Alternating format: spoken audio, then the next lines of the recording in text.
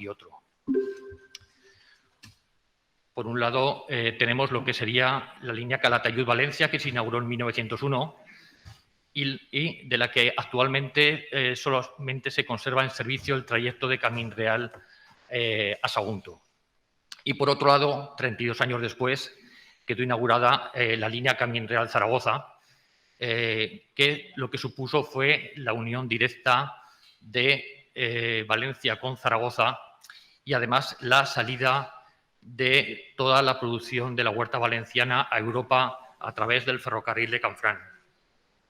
Cuando se empezó a gestar la línea Camín Real-Zaragoza, el ferrocarril de Canfranc ya estaba en obras, se inauguró, como todos sabemos, el 18 de julio de 1928. Por lo tanto, la Compañía Central de Aragón consideró que esa unión directa que iba a suponer la línea Camín Real-Zaragoza de unir Valencia con Zaragoza, además iba a permitir vertebrar el territorio aragonés con una línea en complemento con la línea de la Compañía del Norte hasta Canfranc, pues con ese complemento poder unir, vertebrar Aragón, pasando por Teruel, por Zaragoza, por Huesca y además con la salida natural a Europa a través del ferrocarril de Canfranc. Si observan el mapa, sería el cuadrante noreste de la península ibérica, en donde tenemos en diferentes colores las distintas compañías que operaban el territorio a principios del siglo XX. Como pueden ver, mayoritariamente azul y rojo, correspondientes a la Compañía del Norte y MZA respectivamente, y luego tenemos ahí el trayecto en verde de la Compañía Central de Aragón. No sé si el puntero se... Bueno, es igual. En color verde tenemos ahí lo que sería el trayecto de la Compañía Central de Aragón, originalmente la línea de Valencia, Sagunto, Teruel, y luego en un punto intermedio, como pueden ver, tenía el enlace hacia Calatayud. Posteriormente, lo que se hizo fue construir ese pequeño ramal de Camín Real a Zaragoza, que se inauguró en el año 1933, concretamente el domingo 2 de abril, y lo que supuso, como he dicho, la unión directa de Valencia con Zaragoza. La construcción de este ferrocarril, bueno, pues no estuvo exenta de problemáticas tanto de índole administrativo como de índole técnico, ¿no?, en cuanto a las obras. Supuso un auténtico reto de ingeniería para la Compañía Central de Aragón el poder construir una línea que debería de respetar unas rampas máximas de 18 milésimas y además no superar, o sea, tener como curvas de un radio mínimo de 400 metros. La inauguración, la construcción de esta línea Camín Real Zaragoza, pues bueno, las obras comenzaron en el año 1928, concretamente el día 13 de enero de 1928, y uno de los trayectos que más complejidad técnica despertaron y que más complejidad técnica hubo que desarrollar la Compañía Central de Aragón fue el trayecto Villarreal-Cariñena de 25 kilómetros, donde el auténtico reto fue cómo superar los 307 metros de desnivel que existen entre Cariñena y lo que se denomina ferroviariamente el Puerto del Alto, también Puerto de San Martín, Puerto de Paniza, si vamos por la carretera. Estamos hablando del mismo accidente geográfico y ello supuso un auténtico reto de ingeniería para la Compañía Central de Aragón. Lo que hubiese sido en línea recta 10 kilómetros, al final hubo que construir 18, respetando, como digo, las 18 milésimas de rampa que se habían establecido en el proyecto constructivo. En toda la línea Camín Real Zaragoza tiene 10 túneles y solamente entre Villarreal y Cariñena hay 9. Es un importante dato del esfuerzo humano y técnico que supuso la construcción de este trayecto de 25 kilómetros entre Camín Real y Zaragoza. Durante la construcción de esta línea Camín Real Zaragoza, pues como ha señalado José Luis Torrecilla, debido a la problemática en los extremos, tanto en Camín Real como en Zaragoza, a la hora de ubicar las terminales, tanto en Zaragoza como en Camín Real, sobre todo en Camín Real me refiero al enlace que la línea Camín Real Zaragoza tuvo con la línea Calatayud-Valencia. Curiosamente, las obras comenzaron en Cariñena, en un punto intermedio.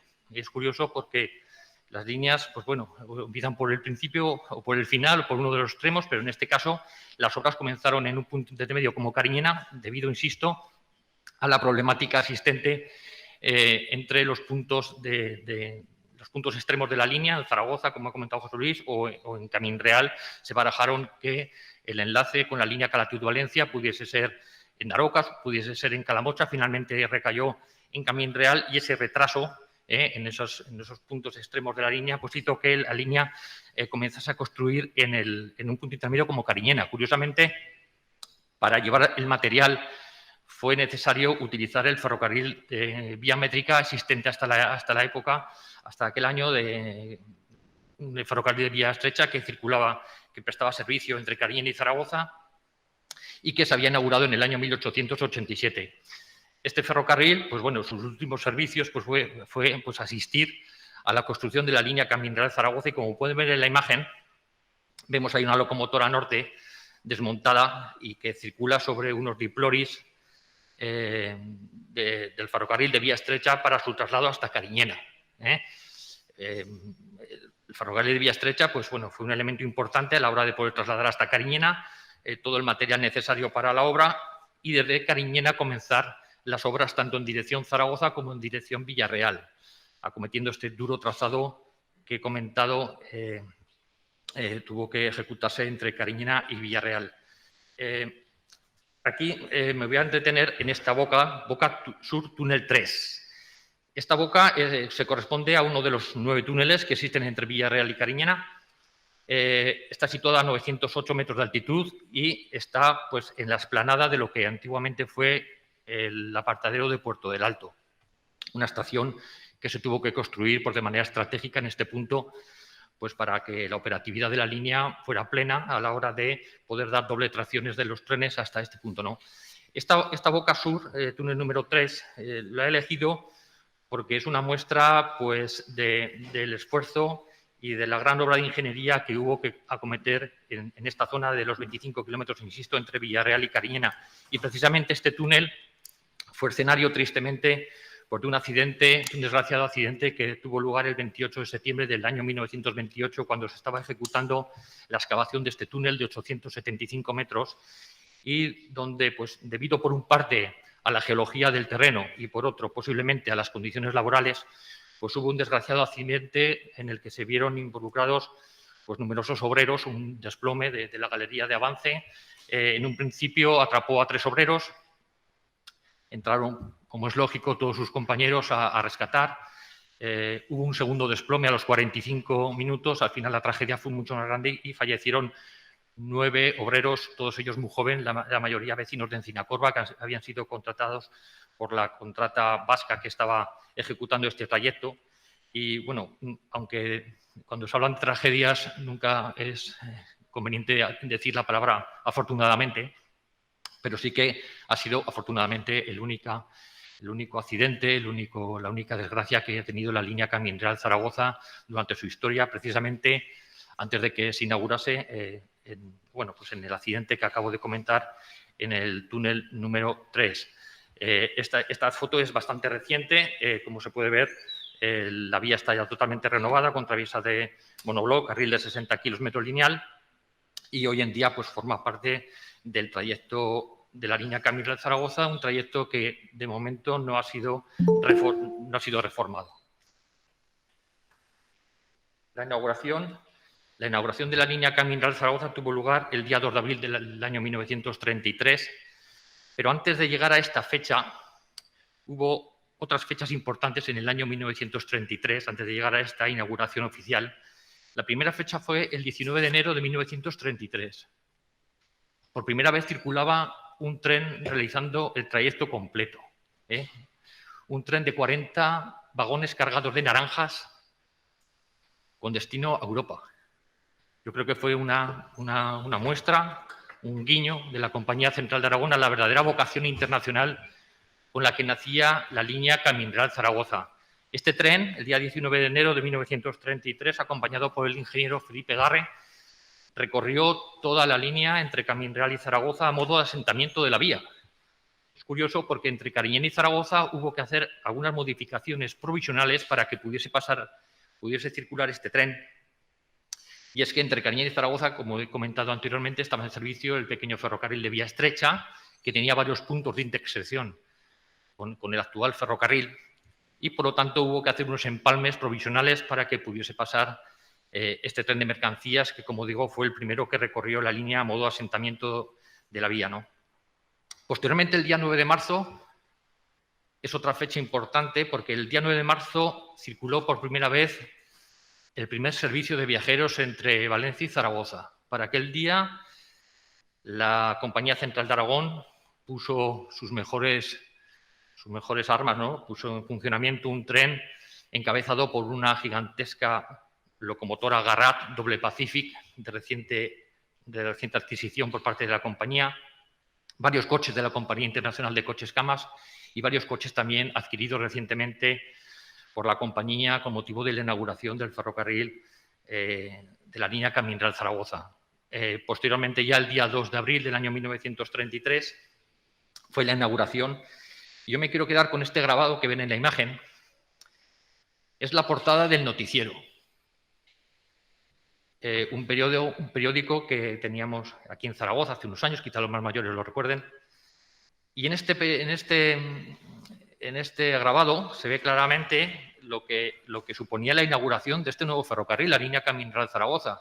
Vemos a una fallera, una valenciana, ataviada con su traje típico regional, que le da la mano a una baturra, una maña también ataviada con su traje típico regional, y a su vez le da la mano a una francesa que se asoma por el Pirineo, pues de alguna forma representando lo que suponía la inauguración de la línea Camín Real-Zaragoza, que era la unión de Valencia con Aragón y con Europa, con Francia, a través del ferrocarril de Canfranc, que se había inaugurado 5 años antes, en el año 1928.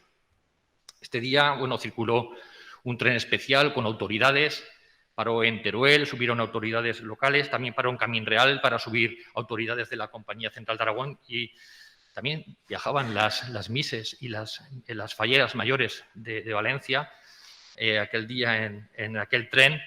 Y bueno, aquel tren llegó a Zaragoza con muchos honores, se fue recibido, y la verdad que, bueno, al día siguiente este tren continuó hasta Canfranc, pues de alguna forma, pues lo que he comentado antes, ¿no? Pues demostrando la vocación internacional y demostrando ese trayecto que se abría de nuevo a Europa a través de la línea Camín Real-Zaragoza y del ferrocarril de Canfranc. Aquí tenemos otra imagen de Guillermo Pérez, un dibujante de la época, pues también en la revista Aragón también quiso reflejar la inauguración de este ferrocarril, Valencia y Aragón unidos por el Camín Real. El Camín Real era el nombre popular con el que se le conoció a la nueva línea Camín Real-Zaragoza, y que también Guillermo Pérez quiso poner aquí en su grabado.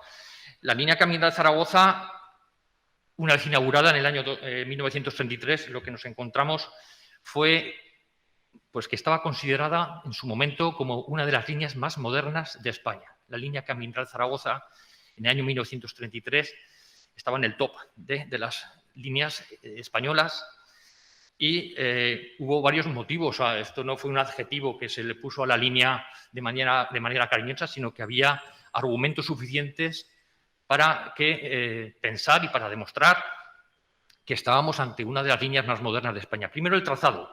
Como pueden ver en este gráfico, el recorrido de 120 kilómetros de Camín Real a Zaragoza, pues es un trazado suave.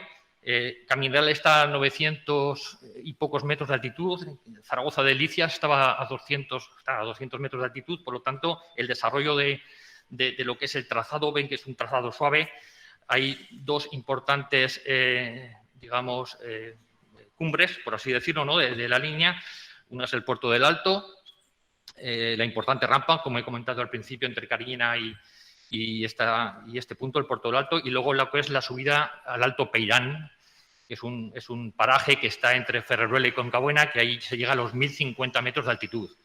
Pero, en definitiva, en los 120 kilómetros, pues bueno, se consideró y es un trazado suave, y que además en ningún caso las curvas eran menores de 400 metros de radio. Por lo tanto, el trazado ya estaba considerado como uno de los más modernos en aquella época, principios del siglo XX, del ferrocarril español. Otro dato muy importante de la línea Camín Real-Zaragoza, y también referente a su trazado, es que en todo el trayecto no había ningún paso a nivel. Ojo, estamos hablando de una construcción de los años 20 del siglo XX, y que ya se construyese un ferrocarril de 120 kilómetros sin ningún paso a nivel, pues era un importante avance. Para ello, como es lógico, hubo que construir más de un centenar de pasos superiores para salvar los diferentes caminos y carreteras que el trazado se fue encontrando a lo largo de su recorrido. Los edificios.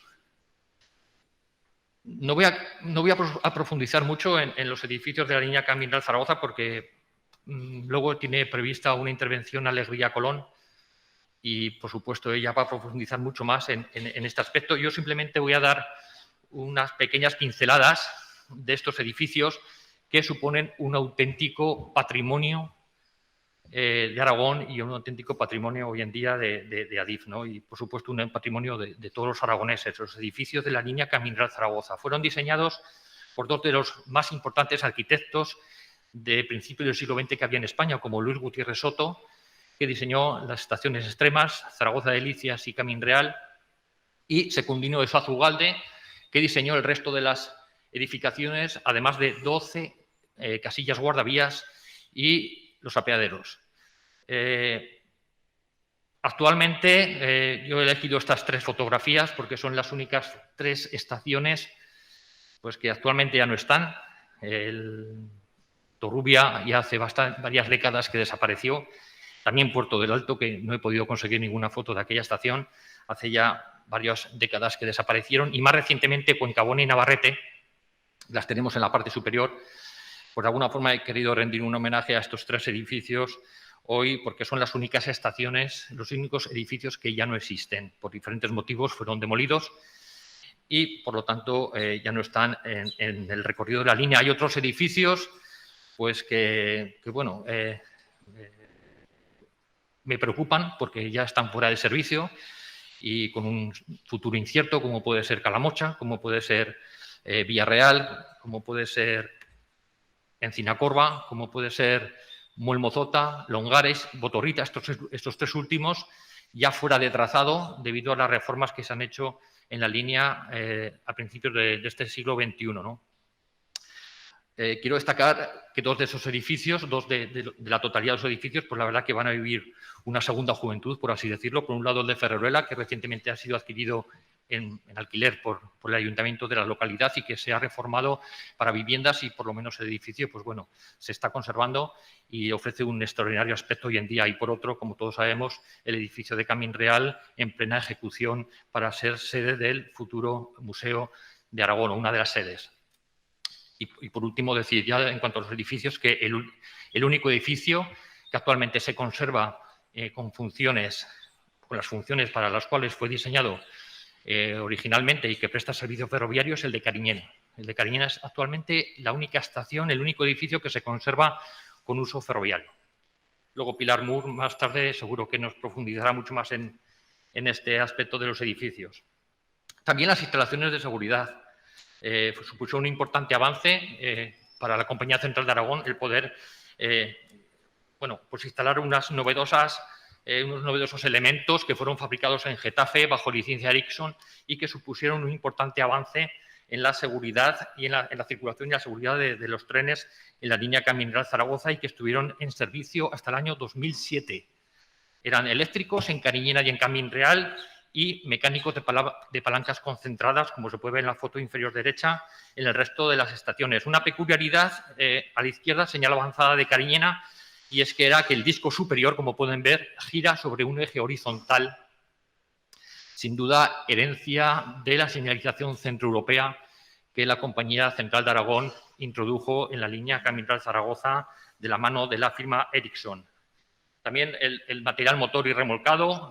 Antes ha hablado José Luis también de las locomotoras Garrat, potentes locomotoras que circularon en la línea Camín Real Zaragoza. Fueron adquiridas 12, 6 para viajeros y 6 para mercancías. Fueron las primeras locomotoras sistema Garrat en ancho ibérico que se incorporaron al parque español y también los coches de viajeros, en total de 27 coches y 8 furgones que se incorporaron también a la línea Camín Real Zaragoza. Fueron los primeros coches de bogies metálicos que se incorporaron al parque remolcado de los ferrocarriles españoles. Y por último, quiero cerrar porque ya no sé si me he ido un poquillo de tiempo. En la actualidad he elegido esta fotografía pues que resume un poquito la actualidad de la línea Camino de Zaragoza y la actualidad, por extensión, de toda la línea Sagunto-Zaragoza. Vemos un tren de mercancías cargados de coches. Este concretamente llevaba 222 automóviles al puerto de Valencia, bueno, pues remolcado por una locomotora de la empresa Captrain. Actualmente mercancías, operadores privados, es la actualidad, es el futuro. Yo soy optimista. Se están invirtiendo ahora bastante dinero en acondicionar la línea para el tráfico de mercancías y la verdad que, bueno, esta imagen resume un poco la actualidad en la que hoy en día en la línea Sagunto-Zaragoza están circulando del orden de 30 mercancías semanales. Hay picos, ha habido semanas de 32, de 33, habían habido semanas de 28, pero actualmente están circulando 30 mercancías a la semana y operados por hasta 7 operadores privados diferentes. Quiero decir que cuando la línea se potencia, cuando se invierte en el ferrocarril convencional, los operadores responden y las mercancías responden. Y yo soy optimista y pienso que estamos ante un eje importante para las mercancías, para Aragón y para vertebrar todo nuestro territorio. Es todo. Quiero dar paso ahora a Carlos, que seguirá con la ponencia. Gracias por vuestra atención.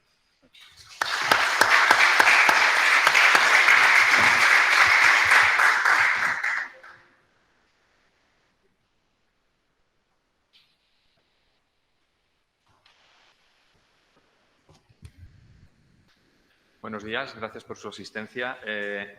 La verdad es que a mí me resulta muy difícil, en el limitadísimo tiempo que tenemos, que se nos ha dado, hacer una cronología de todo lo que ha sido la historia del Ferrocarril Central de Aragón. Por lo tanto, yo he decidido centrarme en el aspecto económico, que también voy a reseñar de una manera un poco telegráfica, muy rápida, y luego, si existe algún tiempo para preguntar, si quieren centrar o preguntar sobre algún aspecto específico, pues podríamos entrar en él. Voy a hablar un poquito de lo que fue el ferrocarril, y ha sido y sigue siendo el Ferrocarril Central de Aragón, en cuanto a el desarrollo económico y las relaciones que tiene en el desarrollo económico.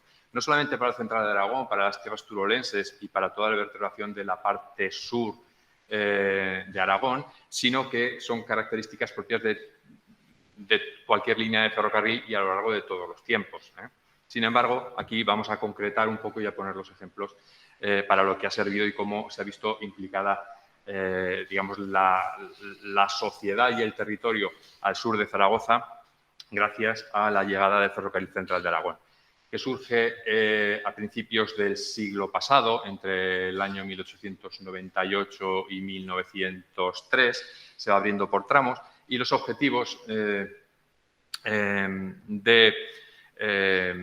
alcanzar con el ferrocarril o unir estas dos ciudades, que en principio eran Calatayud y Valencia, fueron de tres tipos. En primer lugar, el objetivo administrativo de conseguir la ordenación del territorio, es decir, de poder llevar orden al territorio, poder llevar tropas militares e instrucciones a través de los funcionarios administrativos de una manera ágil y flexible a todos los lugares del territorio y, en concreto, de las capitales de provincia. Por otro lado, el lógico desarrollo económico, que también debía influir en la propia compañía privada, porque existía una necesidad de obtener beneficios, de obtener rentabilidad, y eso se conseguía a través de la comunicación del Valle del Ebro con el Levante y, en concreto, con Valencia. Al final se decidió que fuese Valencia, que es un importante nudo, centro productivo del Levante y, además, un puerto muy relevante en el Mediterráneo. Bien, el ferrocarril llegó a Teruel en un momento muy tardío, en 1901, y es una etapa en la que el ferrocarril se conocía en España desde hace casi medio siglo. Llega con casi medio siglo de retraso a las tierras turolenses. La ciudadanía había puesto muchas esperanzas en el desarrollo económico que podía generar la presencia o el trazado del ferrocarril por sus tierras. De hecho, a partir de las experiencias de otras zonas geográficas españolas que ya se estaban beneficiando de ese influjo beneficioso, se habían puesto muchísimas esperanzas en ellas. Por lo tanto, la burguesía y la intelectualidad de la época tenía muchísimas esperanzas en el ferrocarril. El ferrocarril lo que hace es, como hemos oído antes, acortar distancias, amplía los mercados.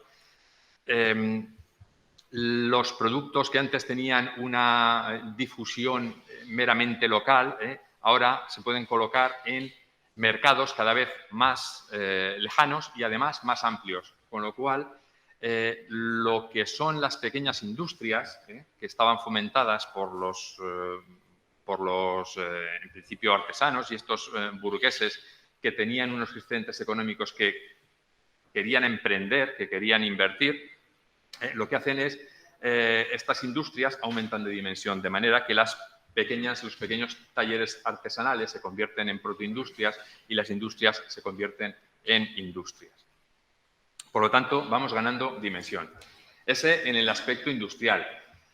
También hay que tener en cuenta que el altiplano turolense era una zona muy pobre, poco poblada y que fundamentalmente se dedicaba a tareas agrícolas, se basaba su economía en actividades agropecuarias y además afectadas por una climatología que era muy dura. Entonces también esto permite no solamente la creación de industrias, sino que, bueno, toda esta zona que es tan pobre y tan débil económicamente pudiese poner en valor algunos de los recursos que sí que se sabía que eran abundantes, pero que no tenían posibilidad de salida y de comercialización. Y esto surge también a partir del ferrocarril. Se logran poner en explotación una gran cantidad de minas, dando más diversificación a la economía local de este territorio que en general era tan pobre. Bueno, en cuanto a la explotación de las minas, pues se pudieron ganar dimensión, minas conocidas, que eran las de Bezas, de Camañas, de Tierga, de Libros, y luego posteriormente también asumiría las funciones de transporte para las de Ojos Negros, las de Galve y las de Riodeva. Es decir, se pudieron poner en funcionamiento, gracias al ferrocarril, se pudieron activar o reactivar grandes recursos mineros en el territorio. En paralelo también, estas industrias que hemos dicho que van ganando dimensión, estas industrias se pueden convertir en industrias propiamente dichas. Hemos dicho que determinados, por ejemplo, los molinos de cereal se convierten en harineras, las pequeñas bodegas, las pequeñas producciones industriales se convierten en bodegas más amplias, como el caso de Cariñena y también Daroca. Es decir, van adquiriendo dimensiones importantes e incluso se facilita el asentamiento de industrias mucho más importantes y relevantes que van a cambiar incluso la economía de toda una comarca, como el caso del Jiloca. Esta imagen que traigo es la de la azucarera de Santa Eulalia, en la que realmente revolucionó toda la comarca y toda la vega del Jiloca, porque precisamente por la existencia del ferrocarril se pudo pasar, se pudieron generar la producción agrícola se pudo especializar en determinados productos que sí que tenían salida en grandes cantidades y se generó un monocultivo de la remolacha que facilitó que todos los agricultores y grandes explotaciones se dedicasen a este prácticamente monocultivo porque estaba su producción asegurada, la venta a través de la azucarera.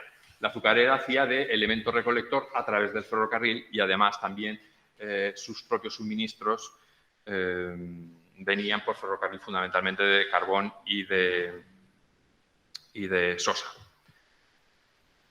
Bien, en esta primera etapa el ferrocarril hace unos servicios, digamos, generalizados para todo el territorio por el que está transitando, de manera que el efecto benéfico del ferrocarril se extiende a todas las poblaciones, grandes y pequeñas, a través de los establecimientos y los servicios que el ferrocarril presta, a través de los muelles y de mercancías en detalle y en vagón disperso y pequeña velocidad. Aquí simplemente tenemos la malla una de las mallas originales del ferrocarril, donde hay muchos trenes colectores. Los trenes colectores son los que van dejando los vagones a petición, a demanda del cliente, en las distintas estaciones en las que se tiene servicio y luego recoge esas mercancías para llevarlas a los centros de destino. Por lo tanto, el ferrocarril atiende a todo tipo de localidades grandes y pequeñas y ejerce un influjo benéfico en todo el territorio, no solamente en las cabeceras. Llegado a los años 20 y principios de los 30, se experimenta una primera crisis ferroviaria, una crisis de competitividad del ferrocarril, donde no voy a detenerme tampoco, porque seguidamente, entre los años 36 y 39, se produce la Guerra Civil. La Guerra Civil, pues bueno, tiene unos efectos, como ya sabemos todos, devastadores en todos los aspectos económicos del país y también a nivel de infraestructuras. Respecto a las infraestructuras, pues bueno, la incipiente red viaria que se estaba construyendo queda completamente destruida. El parque de automóviles también quedaba prácticamente agotado y la nueva administración franquista que surge después de la Guerra Civil se centra en el ferrocarril como medio de transporte universal. ¿Qué significa esto? Que el ferrocarril debe atender a la mayor cantidad posible de territorio y a la mayor cantidad de población posible. Con lo cual, volvemos al punto de partida. Esa pérdida de competitividad que se había producido se vuelve a ganar porque la Administración apuesta porque el ferrocarril sea el medio de transporte que sostenga la reconstrucción del país, un país que estaba devastado, y luego su posterior desarrollo. Entonces, se vuelven nuevamente a esos pequeños tráficos en detalle, como vemos aquí en las estaciones, mediante las paqueterías, los servicios de los muelles de las estaciones, e incluso se abren apeaderos y estaciones en lugares y poblaciones que antes no lo tenían, que las compañías privadas previas las habían rechazado y que ahora en la nueva nacionalizada red gestionada a través de Renfe sí que se decide atender. Surgen también en estas épocas, aquí tenemos, por ejemplo, el centro de distribución de Cansa en Teruel. Empiezan a generarse apartaderos industriales que generan tráficos afluentes al ferrocarril. En esta primera etapa de la posguerra, del periodo franquista, tenemos un ferrocarril que está sufriendo muchas penurias económicas para el propio funcionamiento y, sin embargo, sobre él recae gran parte del peso del sostenimiento o el relanzamiento de la actividad industrial y económica de todo el país en general. Pero a partir de los años 60 sube al poder un gobierno, una serie de personas que se denominan, lo que se ha denominado el gobierno tecnócrata, que pretenden una modernización del país, para lo cual hay que extender la economía a una economía de libre mercado, abrirla al exterior y también las necesidades de financiación de estas infraestructuras y de todo el sistema industrial y económico del país, se tiene que acudir a fuentes extranjeras. Entonces, se recibe la visita de una comisión del Banco Mundial y esta comisión elabora un informe en la que hace determinadas recomendaciones. Algunas de ellas son conocidas, son muy lógicas, como por ejemplo el cambio de la tracción vapor a la tracción diésel, para mejorar las economías, porque la operativa del transporte con vapor es mucho más costosa y se pretendía generar eficiencias en ese sentido. Y otro de los aspectos muy importantes en el tema ferroviario es que también se recomienda la reorganización interna de Renfe, en el sentido, uno de ellos, porque hay muchas recomendaciones, uno de ellos es que se deje de atender a estas pequeñas localidades, este pequeño tráfico que genera mucha actividad pero poco negocio, se considera antieconómico, con lo cual se pide que se vaya centralizando, se vaya focalizando el interés del ferrocarril en las plantas industriales que están adquiriendo dimensión por el desarrollo que está experimentando el país en los años 60 y luego posteriormente en los años 70, y que se abandonen esos pequeños tráficos que son bastante onerosos a nivel de la compañía. Esto lleva al cierre de dependencias y al giro del ferrocarril español, sobre todo en cuanto a mercancías, de lo que son los tráficos en pequeña velocidad y en detalle a los tráficos para abastecer a una serie de industrias que han ganado dimensión, que necesitan del ferrocarril también para aumentar su competitividad y poner los productos en los distintos mercados y que además van buscando el ferrocarril, muchas de ellas cuentan con apartaderos propios. En esta época es cuando surgen se pasa de los trenes mixtos a los grandes trenes que son uniformes, lo que se denominan trenes puros y monoclientes. Es decir, se va a hacer un servicio desde las plantas de producción hacia los puntos de demanda, un servicio de punto a punto en vez del ferrocarril en detalle.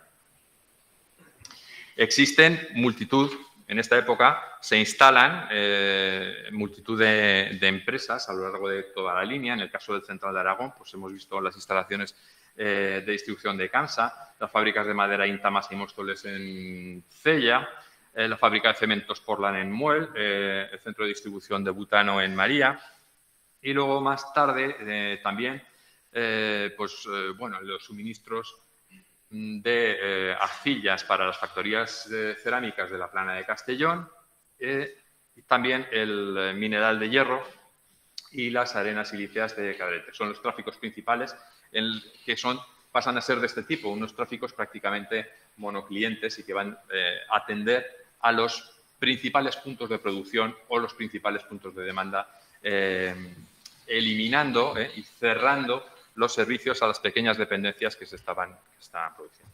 Aquí tenemos un gráfico en el que vemos cómo estas empresas, que ya tienen una dimensión importante, se benefician de mejorar la competitividad de su producto mediante las economías de escala que permite el ferrocarril. Esto es un gráfico del transporte de Sierra Menera, donde tenemos la evolución a partir del año 72-73 de lo que es la capacidad limitada del transporte que tenía el ferrocarril métrico previo, y cuando lo asume Renfe, ese transporte se dispara hasta los 2 millones y pico de toneladas, con intención de llegar a las 4 millones de toneladas, nunca se cumplió. Pero bueno, esto era una condición indispensable para garantizar la viabilidad de las propias empresas, en este caso de la compañía minera, porque necesitaba aumentar su dimensión, generar economías de escala que abaratasen el producto y hiciesen ganar competitividad al producto. Por lo tanto, el ferrocarril estaba muy implicado en la viabilidad de las empresas y las empresas, a su vez, aportaban tráficos al ferrocarril y también le hacían ganar dinero en el negocio propio del transporte. Esto tuvo también sus consecuencias, y es que las pequeñas dependencias se van cerrando, se van perdiendo servicios, se van perdiendo trenes, y las zonas que no cuentan con estas plantas industriales se quedan sin actividad. Y a partir de ahí se producen cierres, no solamente de estaciones, sino que a partir del año 85, el gran cierre de líneas del 85, afecta enormemente a las zonas demográficamente más deprimidas, en las que se llegan a cerrar líneas enteras. Aquí tenemos el caso del tramo, en el caso del Ferrocarril Central de Aragón, afecta al tramo entre Camins-Real y Calatayud y también entre Puzol y Valencia. Aquí vemos el último tren que pasó por la línea, que por cierto se quedó inútil y hubo que hacerle un socorro con una locomotora a retales. Bueno, bien. Hemos hablado de que el ferrocarril está en simbiosis con las industrias a las que está atendiendo. Y, de hecho, cuando el ferrocarril pierde competitividad, las empresas también pierden competitividad. Este es el ejemplo que traigo aquí, el caso de las minas de Ojos Negros, porque a raíz de una serie de factores, tanto externos como luego internos propios del ferrocarril, el ferrocarril, por unas circunstancias que no voy a detallar porque no me da tiempo,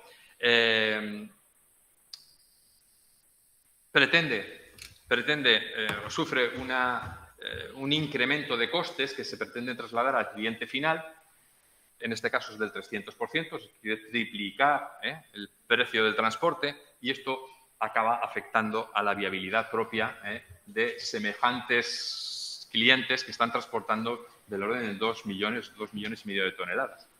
Cuando el cliente no puede asumir esos costes y resulta inviable, lo que hace es cerrar, en este caso cerrar las minas, cierra sus plantas, con lo cual el ferrocarril propiamente dicho también se queda sin actividad y se generan unos problemas también tremendos de excesos de producción y de excedentes. No hemos hablado hasta ahora de los tráficos de viajeros porque para la Central de Aragón el tráfico de viajeros nunca fue prioritario. Siempre fue un tráfico accesorio, lo sigue siendo, lo ha sido durante toda la vida y lo sigue siendo ahora en la actualidad, de manera que incluso los trenes que hay hoy en día hay menos circulaciones de viajeros que durante muchas de las etapas históricas que hemos visto en la Central de Aragón. Este es otro tema, pero bueno, también podríamos hacer una tesis doctoral sobre esto. Bien, a partir de los años 85 se inicia un proceso de dualidad en el ferrocarril español. En primer lugar, se establecen unos criterios, una reorganización interna de Renfe, y se establecen unos criterios en los que se dividen las líneas en líneas importantes, líneas principales y líneas de débil tráfico.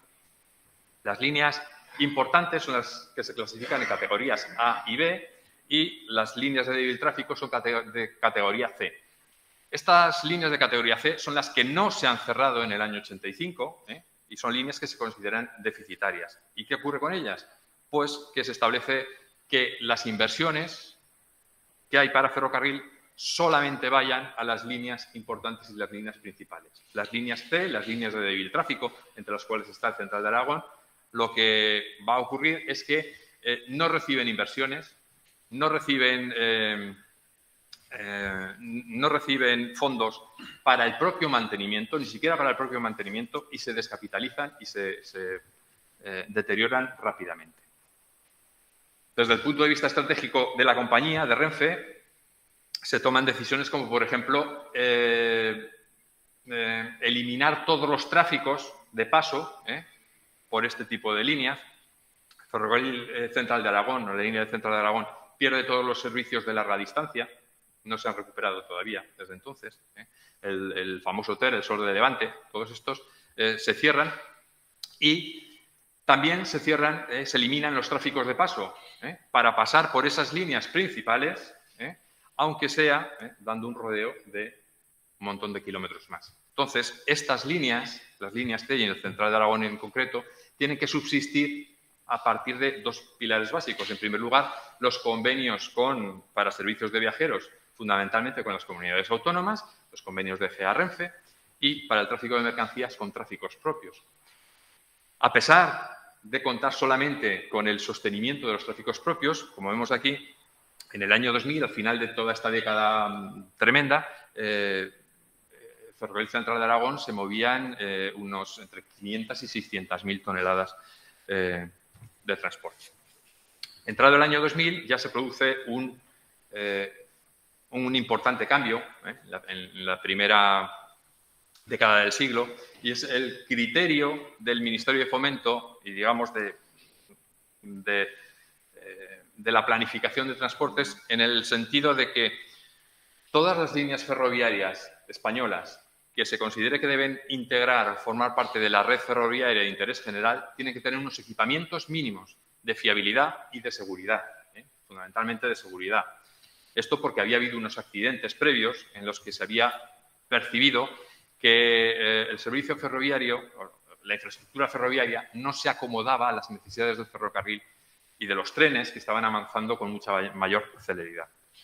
Y a partir de aquí se produce, por un lado, la adaptación del tramo Teruel-Sagunto con todas estas mejoras de instalaciones de seguridad y la adaptación del tramo Teruel-Zaragoza porque queda englobada dentro de un plan por el cual todas las capitales de provincia debían quedar conectadas con alta velocidad.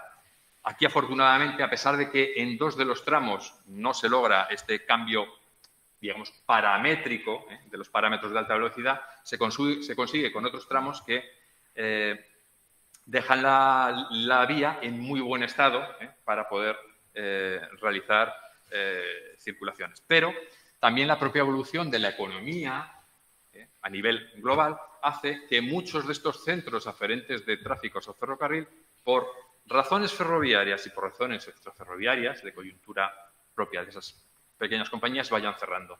Cierran prácticamente todas las compañías. Todos estos apartaderos que hemos mencionado antes, pues prácticamente han desaparecido, han cesado la actividad, se han deslocalizado o como queramos llamarlo.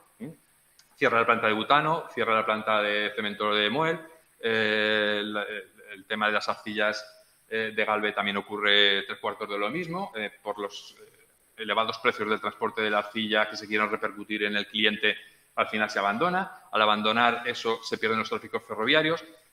Al perder los tráficos ferroviarios se intenta pasar a la carretera, pero el transporte por carretera es mucho más costoso, con lo cual también finalmente se abandona.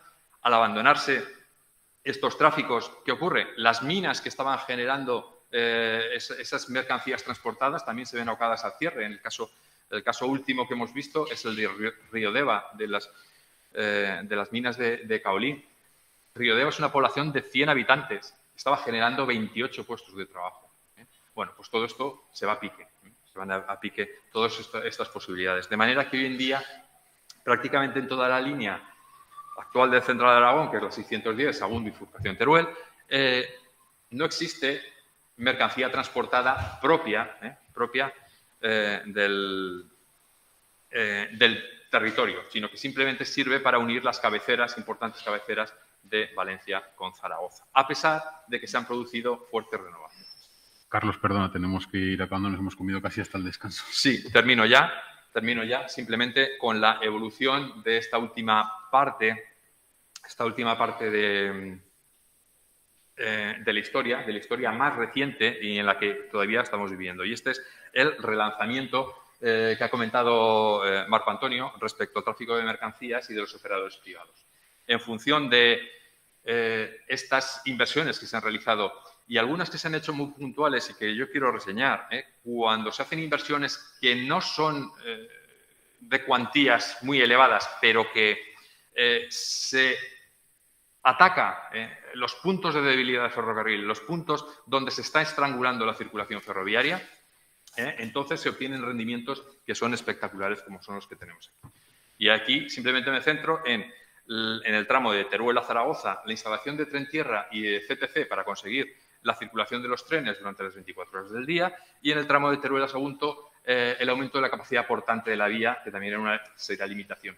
Estamos hablando de que, bueno, respecto al plan director, que se apuntan, son unos 470 millones de euros, actuando solamente con 4,5 millones para tren tierra y CTC, y no ha llegado a 20 millones de euros para el aumento de la capacidad portante, es decir, con unos 25 millones de euros, se ha conseguido disparar el tráfico de mercancías desde las 3 circulaciones semanales en el año 2015 hasta los picos provisionales que tenemos ahora de 29, con picos de hasta 34.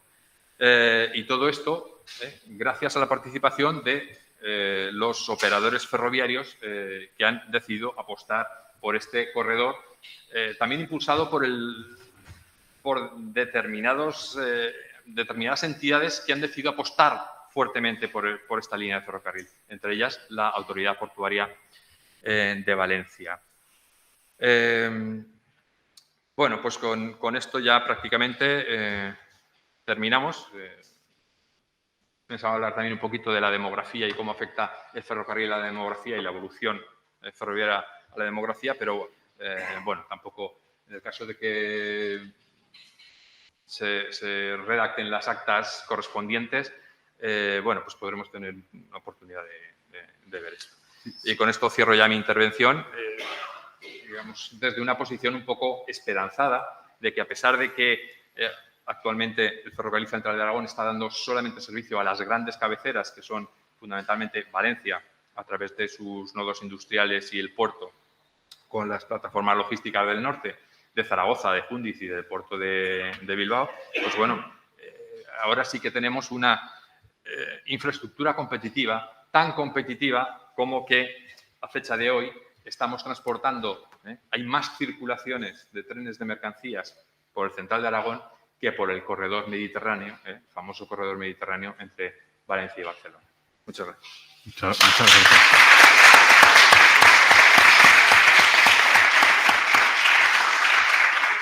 Muchas gracias a ambos por la exposición. La verdad es que ha sido muy interesante y se ha hecho corta a pesar de que nos hemos estirado mucho en el tiempo.